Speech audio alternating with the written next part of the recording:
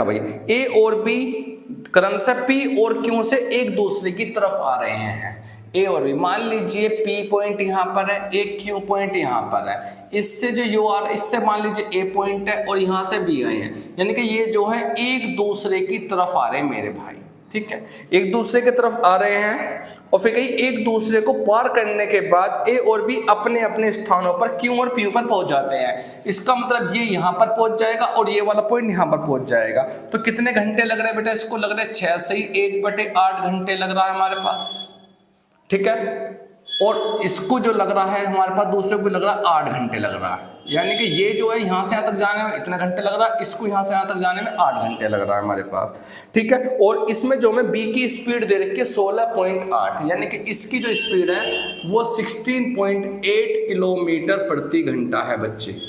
और हमें नो पूछना चाह रहा है ए की जो स्पीड होगी वो कितनी होगी, यानी कि वेलोसिटी v1 पूछना चाह रहा है और v2 हमें दे रखी है हमसे, ठीक है। तो फॉर्मूला क्या होता है बच्चे, बच्चे हमारे पास एक फॉर्मूला होता है v1/v2 इक्वल टू, यानी कि दोनों चालों की रेशो का जो, दोनों चाल की रेशो का जो अनुपात होता है, दोनों की स्पीड का जो रेशो होता है वो दोनों के टाइम के स्क्वायर रूट के इक्वल में होता है बेटा।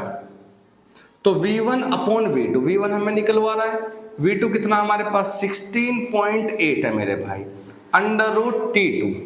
√T2 को सोल्व करेंगे बेटा।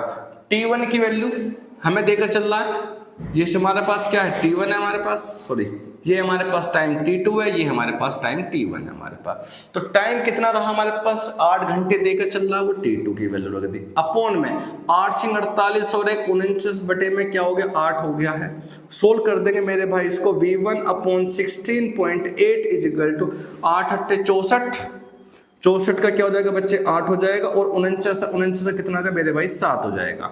अब इसे आराम से आप काट सकते हैं, जब इसे आराम से 7 से काटेंगे 7 दूनी 14 हो जाएगा हमारे पास, और 7 चौक कितना हो गया 28 हो गया मेरे पास। और 24 की 8 में गुणा कर देंगे तो v1 जो निकल गया 8 चौक 32, 8 दूनी 16, 8 3 19, 19.2 किलोमीटर पर आवर, यानी कि इसकी जो स्पीड है, ए की जो स्पीड रहेगी 19.2 किलोमीटर पर आवर स्पीड रहेगी।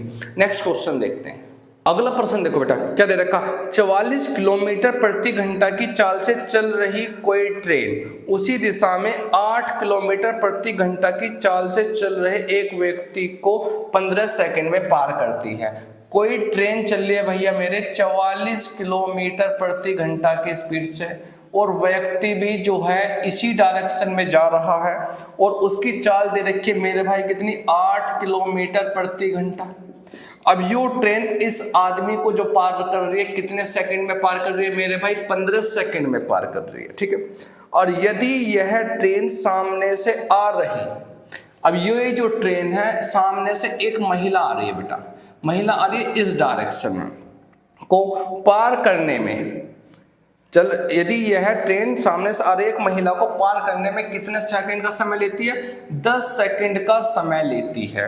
तो क्वेश्चन में पूछ रहा महिला की जो चाल है वो हमें बतानी है बेटा किलोमीटर प्रति घंटा में, यानी कि इस महिला की जो स्पीड है वो स्पीड कितनी है। एक बार बताओ, जब दोनों एक ही डायरेक्शन में जा रहे हैं, ये भी और ये भी, उस समय स्पीड घट जाएगी भाई, तो उस समय स्पीड हो जाएगी 44 - 8। ये किलोमीटर पर आ रहा है, इसे मीटर प्रति सेकंड में बदलेंगे तो मेरे भाई 5/18 से गुना हो जाएगी, ठीक है। तो चाल तो ये रही, कितना टाइम लग रहा था इसको 15 सेकंड लग रहे थे इस फर्स्ट कंडीशन के अकॉर्डिंग, यानी कि उसने डिस्टेंस इतनी कवर करी होगी, ठीक है। अब दूसरी बात करेंगे, अब ट्रेन जो इस महिला को पार करे, ट्रेन की स्पीड तो कितनी हमें पता ही है 44 किलोमीटर पर आ रहा है, तो यहाँ 44 लिख लेंगे। महिला की स्पीड हमें पता नहीं, महिला की स्पीड हमने W मान ली भाई, इस महिला की जो स्पीड है W किलोमीटर पर आ रहा है। अच्छा किलोमीटर में दे रहे, सॉरी मीटर में है हमारे पास, किलोमीटर को मीटर में बदल दो बच्चे, 5/18 से गुना लग रहा, और कितना टाइम लग रहा था मेरे भाई 10 लग रहा था, तो 5/18 से 5/18 कैंसिल हो गया, और सोल्व कर दो इसे, 5 से काट लो, 5 × 15, 5 दूनी कितना हो गया 10 हो गया हमारे पास। अब 44 में से 8 गए, कितने बचे हमारे पास 36 बचे, गुणा में क्या बचा 3 बराबर हमारे पास क्या बचा 44 + W, और इनटू में क्या बचा मेरे भाई 2 से मैं इसको उड़ा सकता हूँ, 2 से इसे काटेंगे कितना आएगा 12 × सॉरी 18 दूनी क्या होते हैं हमारे पास 36 हो जाएंगे। तो कुल मिलाकर 18 तिया क्या रहा 54 इजिकल टू 44 प्लस डब्लू, और तो डब्लू इजिकल टू 54 में से 44 गए तो कितने बचे मेरे भाई 10। यानी कि जो महिला है उसकी जो स्पीड है वो 10 किलोमीटर पर आवर रहेगी।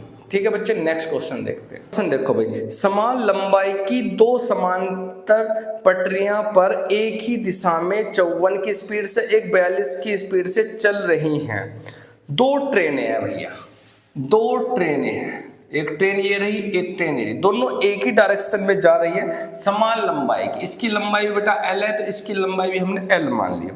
पहले की जो स्पीड है वो दे रखी है बेटा 54 किलोमीटर पर आवर, दूसरे की स्पीड दे रखी है 42 किलोमीटर पर आवर। ओके, अब उसने बोला है कि तेज ट्रेन दूसरी ट्रेन को, तेज ट्रेन यानी कि ये वाली है, यानी कि आगे पीछे ट्रेन होंगे यानी कि हमारे पास, और ये ट्रेन इस वाली ट्रेन को 63 सेकंड पीछे छोड़ देती है। टाइम दे रखा बेटा कितना 63 सेकंड हमें दे रखा है, इतने सेकंड पीछे छोड़ देती है। ठीक है, प्रत्येक ट्रेन की लंबाई हमें मीटर में बतानी है, यानी कि प्रत्येक ट्रेन की जो लंबाई होगी वो कितने मीटर होगी। एक बात बताओ, जब कोई ट्रेन किसी ट्रेन को पार करती है तो उस केस में ट्रेन की लंबाइयां जुड़ जाती हैं। ओके, तो इसकी भी एल है इसकी भी एल है, तो टोटल मिलाकर डिस्टेंस कितनी होगी, ट्रेन की लंबाई होगी बेटा टोटल 12, तो दूरी बराबर 4।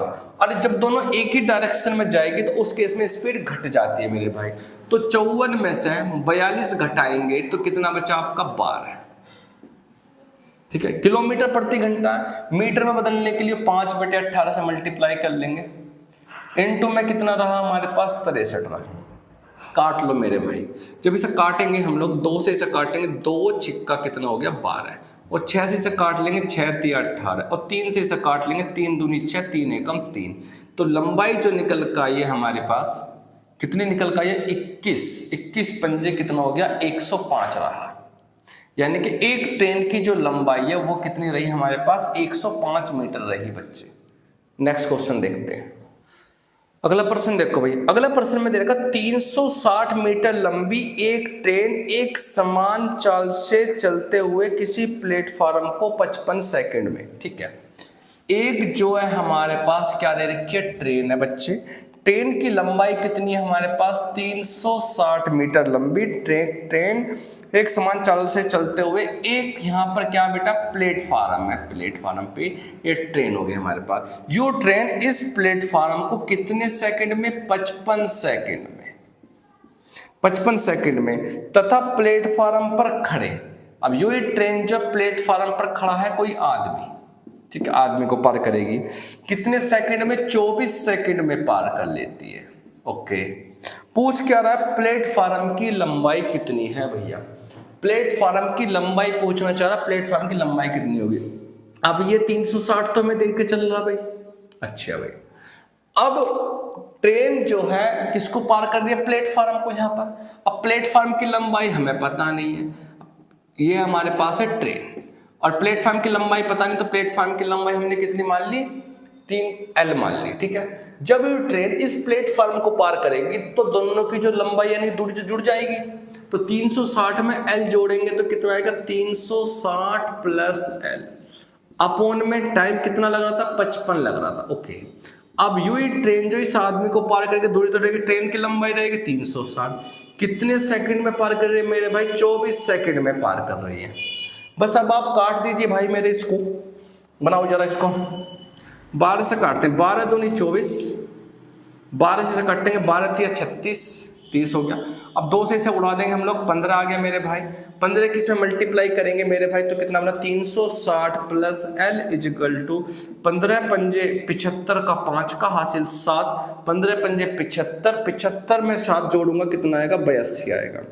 कुल मिलाकर इसमें से हम इसको माइनस कर देंगे मेरे भाई, तो 5 में से 0 गई कितना बचेगा 5, यहाँ बचा 12, और 12 में 6 गई कितना बचा मेरे भाई 6 बचा, यहाँ कितना बचा हमारे पास 7, 7 में से 3 गए 4। इसका मतलब है प्लेटफॉर्म की जो लेंथ है बेटा वो कितनी है हमारे पास 465 मीटर होगी।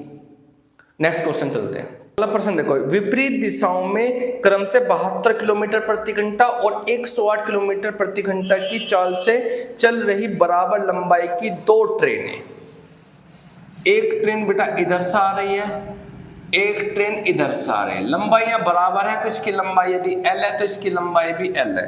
पहली ट्रेन की स्पीड है 72 किलोमीटर प्रति घंटा, दूसरी ट्रेन की चाल है 108 किलोमीटर पर आवर। ओके, दोनों की स्पीड दे रखी, लंबाई बराबर है, और ये दोनों एक दूसरे को जो है कितने सेकंड में पार करती हैं, 10 सेकंड में पार करती है।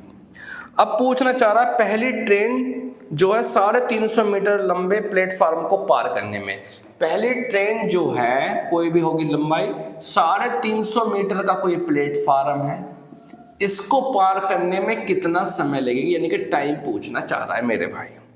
तो कुछ नहीं है सवाल में, देखो तो कंडीशन बेटा बनाओ, जब दोनों ट्रेनें विपरीत दिशाओं में आती चालें जुड़ जाती हैं, इसकी लंबाई भी L है, इसकी भी लंबाई L है, तो दूरी तो टोटल मिलाकर 2L हो जाएगी, तो टोटल डिस्टेंस होगी मेरे भाई 2L, दूरी बराबर 4 गुना समय लगाएंगे, चाल कितने 72, ये रहा 72 में 8 जोड़ेंगे 80 और 100, कुल मिलाकर 180 हो गया।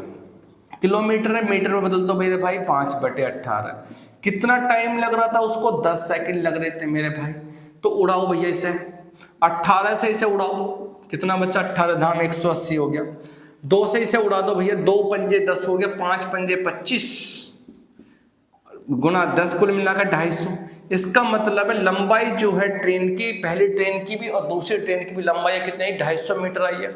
अब ये जो है 250 मीटर की जो ट्रेन है, पहले वाली जो है 250 मीटर की ट्रेन है, और दूसरी जो प्लेटफॉर्म है जो 350 मीटर, यो ट्रेन इसको पार करने में कितना समय लेगी ये पूछा है। तो समय बराबर दूरी बटे 4, तो 350 और 250 कुल मिला के हो गया 600, ये हो गया मीटर में बच्चे। लेकिन उन्होंने पूछा पहली जो है, पहली ट्रेन उसको पार करना, दूसरी ट्रेन पूछता तो 108 लेके चलते, अब पहली ट्रेन पूछा है बच्चे तो कितना लेंगे, 72 लेंगे, 72 किलोमीटर।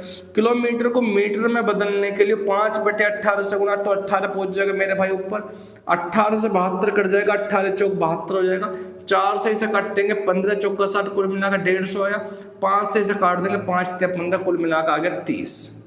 तो यानी कि वो जो ट्रेन है उसको जो है प्लेटफॉर्म को कितने सेकंड में पार कर देगी मेरे भाई, 30 सेकंड।